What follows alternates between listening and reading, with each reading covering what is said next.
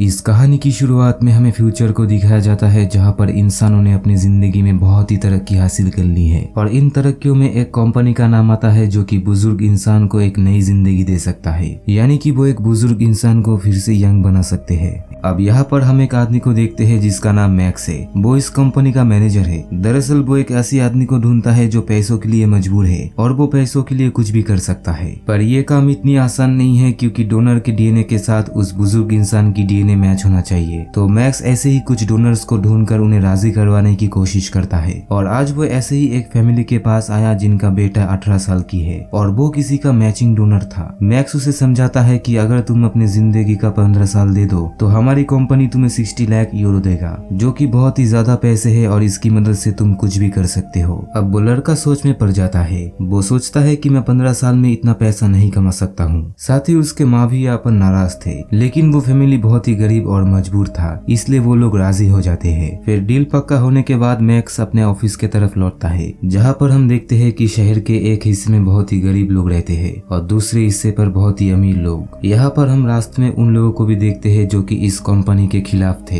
अब max office वापस लौटता है और ऑफिस में आज एक इवेंट था जहाँ पर मैक्स की ही तरह और भी कई मैनेजर को सम्मान दिया जाता है क्योंकि वो लोग बहुत ही अच्छे काम कर रहे थे। यहाँ पर हम इस कंपनी के हेड को भी देखते हैं जिसका नाम सोफिया है। वो स्टेज में उठ के स्पीच देता है और कहता है कि इस काम में सभी को फायदा है। यहाँ पर जितने भी लोग उसे सुन रहे थे वो सभी मजबूर थे। उन्हें पता है कि ये काम सही नहीं है और ना चाहते हुए भी उन्हें मजबूरी के कारण इस काम को करना पड़ रहा है। सोफिया यहाँ पर एक अनाउंसमेंट करती है कि हम अपने खास वर्कर्स को एक लंबी जिंदगी देने वाले हैं जो कि आगे जाकर इस कंपनी को और भी आगे पहुंचाएगा। वो यहाँ पर कुछ साइंटिस्ट के नाम लेकर कहती है कि सोचो अगर ये लोग जिंदा होते तो हमारी दुनिया कितनी आगे पहुंचती। और इसी चीज को ध्यान में रखते हुए हम अपने कंपनी की तरफ से 15 ऐसे साइंटिस्ट की जिंदगी बढ़ा दी है। इसके बाद हमें वो जगह दिखाया जाता है जहाँ पर वो 15 साइंटिस्ट थे और वो अपनी जिंदगी में 15 साल पाके बहुत ही खुश थे। पर अचानक कहीं से एक मेल नास आकर उन सभी को मारने लगता है, जिस वजह से कंपनी को बहुत ही नुकसान झेलना पड़ा। दरअसल यहाँ पर एक ग्रुप है जिसका नाम है एडम। वो लोग इस कंपनी और उनके टेक्नोलॉजी के खिलाफ थे और इसीलिए वो लोग इस कंपनी में अक्सर हमला करता रहता है। सोफिया को जब ये बात पता चलती है तो वो बहुत ही गुस्सा होती है। यहाँ पर हमें सोफिया की 2 गार्ड्स दिखाया जाता है जो सोफिया के लिए खुफिया काम करते हैं। साथ ही यहाँ पर हमें ये भी पता चलता है कि सोफिया अपने मकसद के लिए कुछ भी कर सकती है। अगर कोई डोनर अपनी उम्र देने के लिए तैयार नहीं होता है तो वो लोग उन्हें मार डालते हैं और अब एडम ग्रुप के हमले की वजह से वो लोग अपना काम और भी तेजी से करना शुरू कर देते हैं। वही दूसरी तरफ मैक्स अपने वाइफ के साथ बहुत ही खुश था। उसका वाइफ एक हॉस्पिटल में जॉब करता है और वो लोग जिस आलीशान घर में रहते हैं उन्होंने वो लोन लेकर खरीदा था, पर ये लोन अभी तक चल रहा था। लेकिन मैक्स को यकीन था कि वो लोन जैसे तैसे चुका देगा, तो इसलिए वो दोनों बहुत ही रिलैक्स से रहते थे। और अब उसकी वाइफ उसे लेकर अपने मॉम डैड की घर आती है। यहाँ पर उसके वाइफ की डैड भी उसके कंपनी के खिलाफ थे, इसलिए इन दोनों के बीच अक्सर बहस हो जाया करते थे। फिर शाम को जब ये दोनों अपने आलीशान घर में लौटते हैं तो वो लोग ये देखकर चौंक जाते हैं कि उनके घर में आग लग गई है। वो दोनों काफी परेशान होने लगते हैं, पर मैक्स अपने वाइफ को तब भी संभालता है। वो कहता है कि इंश्योरेंस वाले घर में आग लगने की वजह से वो लोग उनका लोन चुका देंगे, लेकिन असली झटका उन्हें तब लगता है जब इंश्योरेंस वाले उनके अपील को रिजेक्ट कर देता है, क्योंकि उनका कहना था कि ये आग मोमबत्ती की वजह से लगी थी और इसीलिए वो लोग किसी भी नुकसान की भरपाई नहीं करेगी। फिर दोनों अपने वकील से मिलते हैं जो कि उन्हें बताते हैं कि तुम एक जरिए से अपना लोन चुका सकते हो। वो कहती है कि तुम्हारी वाइफ जिस सिक्योरिटी पेपर में साइन किया था उसमें लिखा था कि अगर मैं लोन ना चुका पाऊँ तो मैं अपनी जिंदगी से 40 साल बैंक को दे दूंगा। ये बात सुनने के बाद मैक्स को पता चलता है उन इंसानों की मजबूरियों को, जो कि उसने उन मजबूर इंसानों से उनकी उम्र ली है। मैक्स को अब इस बात का एहसास होता है। वो कहता है कि मैं अपनी जिंदगी से अपना 40 साल दे दूंगा, लेकिन उसके साथ मैच करने वाला कोई दूसरा इंसान नहीं था, पर उसकी वाइफ की थी। मैक्स अपने वाइफ को हौसला देता है। वो कहता है कि मैं कोई ना कोई रास्ता जरूर ढूंढूंगा। और जब ये लोग उस वकील के घर से बाहर निकलते हैं तो मैक्स के वाइफ को पुलिस अरेस्ट कर लेते हैं। अब मैक्स को जब कोई मदद नहीं मिलता है तो वो अपना कंपनी का हेड सोफिया से मिलता है। सोफिया उसे भरोसा दिलाती है कि वो उसकी मदद जरूर करेगी, लेकिन 2 हफ्ता गुजर जाने के बाद भी कुछ भी नहीं हुआ। और फिर वो दिन आ गया जब बैंक वाले उसके वाइफ से उसकी जिंदगी का 40 साल ले लेंगे। मैक्स अपने वकील के सहारे वहाँ पर जाता है ताकि वो अपने वाइफ से मिल सके, पर उसे वहाँ पर मिलने नहीं दिया जाता। फिर मेडिकल प्रोसेस के जरिए उसके वाइफ से 40 साल लेकर एक बुरे आदमी को दिया जाता है, जिसके बाद उनका लोन माफ होता है। मैक्स अपने वाइफ को घर लेकर पहुंचती है, जहाँ पर वो देखती है कि उसकी वाइफ बुरी होने लगी है। ये दोनों चाहते थे कि इनका एक बच्चा हो, लेकिन अब ये मुमकिन नहीं है। मैक्स फिर अपना दिमाग लगा के कुछ न कुछ सोचने लगता है ताकि उसकी वाइफ फिर से यंग हो सके। अब एक दिन उदास होकर मैक्स पार्क में घूम रहा था और तब उसके पास एक छोटी बच्ची आती है नशे की सामान लेकर। मैक्स उस बच्चे से नशे की चीजें नहीं खरीदता है, लेकिन उस बच्ची को जरूर याद रखता है। फिर मैक्स देखता है कि दिन दिन उसकी वाइफ की हालत और भी खराब हो रही है और तब वो डिसाइड करता है कि वो उस आदमी से मिलेगा जिसको उसकी वाइफ की उम्र मिली है। अगले दिन मैक्स अपने वाइफ को उसके माता पिता के घर छोड़ाता है,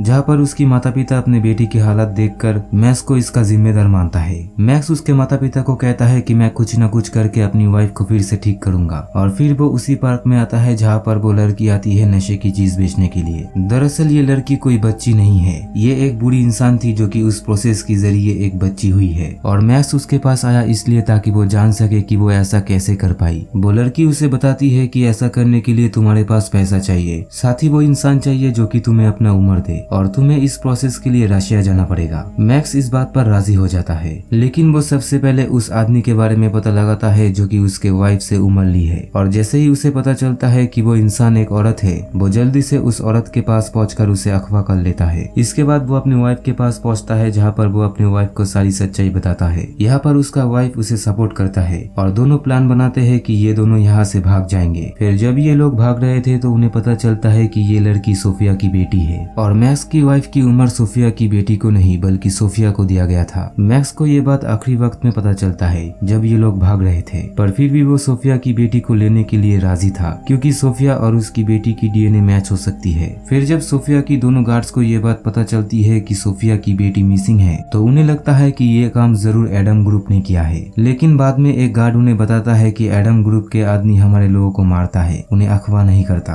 तो ये काम उनका नहीं हो सकता है। वो दोनों अपने शातिर दिमाग से ये काम किसका हो सकता है ये पता लगा लेता है। वही दूसरी तरफ मैक्स और उसके वाइफ सोफिया की बेटी को लेकर समुद्र के जरिए बॉर्डर पार करते हैं, पर ये लोग जब दूसरे बॉर्डर पर पहुंचते हैं तो देखते हैं कि वहाँ पर सिक्योरिटी काफी हाई है। वो लोग एक फैमिली की कार इस्तेमाल करके वहाँ से किसी भी तरह निकल पड़ते हैं। फिर अगले दिन जब ये दोनों उस लड़की के मुंह से कपड़ा हटाती है तो वो लड़की बताती है कि मैं सोफिया नहीं हूँ, मैं उसकी बेटी हूँ। मैक्स उसे कहता है कि कोई बात नहीं, खून के रिश्ते हमेशा मैच होते हैं, हम मैच करके अपना काम कर लेंगे और मैं अपनी वाइफ को वापस यंग बना दूंगा। सोफिया की बेटी कहती है कि मैं अपनी मॉम की इस काम के खिलाफ हूँ, पर फिर भी मैक्स उसके बातों पर यकीन नहीं करता है और उसे बांध देता है। फिर रात में ये तीनों एक बंद होटल में रुकते हैं जहाँ पर सोफिया की बेटी कहती है कि मुझे नहाना है। मैक्स उसके बातों पर राजी होकर उसे नहाने के लिए ले जाता है, पर यहाँ पर ये लड़की बहुत ही चालाक थी। वो मैक्स के सर पर किसी चीज से वार करके वहाँ से भाग जाती है। मैक्स उसका पीछा करने लगता है, पर वो लड़की ज्यादा दूर तक नहीं जा पाती, वो जंगल के बीच पानी में फंस जाती है। तब मैक्स की वाइफ वहाँ पर जल्दी से आके उसे पानी से बाहर निकालती है और फिर से उसे होटल में लाकर उसकी हाथ पांव बांध देते हैं। इधर सोफिया अपनी बेटी को छुड़ाने के लिए एक टीम बनाती है, जिसे पता चल जाता है कि मैक्स की लोकेशन कहाँ पर है और वो लोग तुरंत ही निकल पड़ते हैं उन लोगों के ऊपर हमला करने के लिए। पर सुबह होते ही वहाँ पर एडम ग्रुप के लोग भी पहुँच जाते हैं क्योंकि उनके पास भी मैक्स की जानकारी थी। दरअसल यहाँ पर एडम ग्रुप ये चाहता था कि ऐसा कुछ उनके हाथ लगे जिससे कि सोफिया और उसके कंपनी को ज्यादा नुकसान पहुंचाया जा सके, और अब उनके पास काफी अच्छा मौका है क्योंकि उनके हाथ अब सोफिया की बेटी भी है। फिर एडम ग्रुप वाले इन तीनों को ही बंदी बना लेते हैं। मैक्स यहाँ पर उन लोगों को समझाने की कोशिश करता है कि हम भी उस कंपनी के खिलाफ है और हमें कुछ मत करना। ग्रुप का लीडर कहता है कि मैं सब जानता हूँ क्योंकि सोफिया खुद जवान होना चाहती थी और इस दुनिया में उसकी मैचिंग के डोनर तुम्हारे वाइफ के अलावा और कोई नहीं है, इसलिए वो एक प्लान बना के तुम्हारे घर में आग लगाई थी।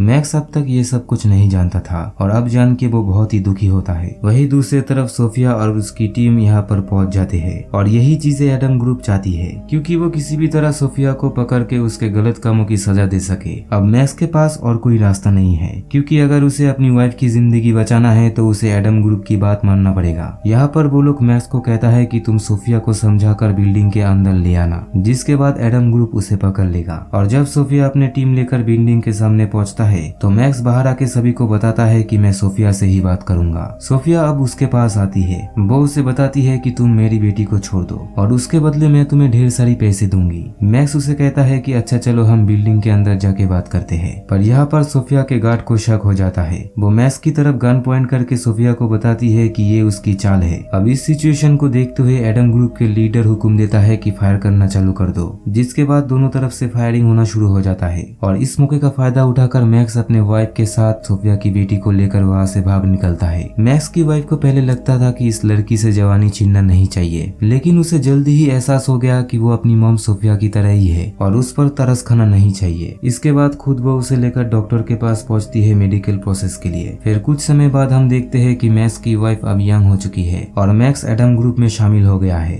दूसरी तरफ अब सोफी की बेटी बूढ़ी होने लगी थी और अगर वो यंग होना चाहती है तो उसका बस एक ही डोनर है और वो है उसकी मॉम सोफिया। लेकिन सोफिया इतनी सेल्फिश है कि वो अपनी उम्र अपनी बेटी को नहीं दे सकती है। दोस्तों, अगर ये वीडियो आपको पसंद आए तो इस वीडियो को एक लाइक करके अपने दोस्तों के साथ शेयर कर देना।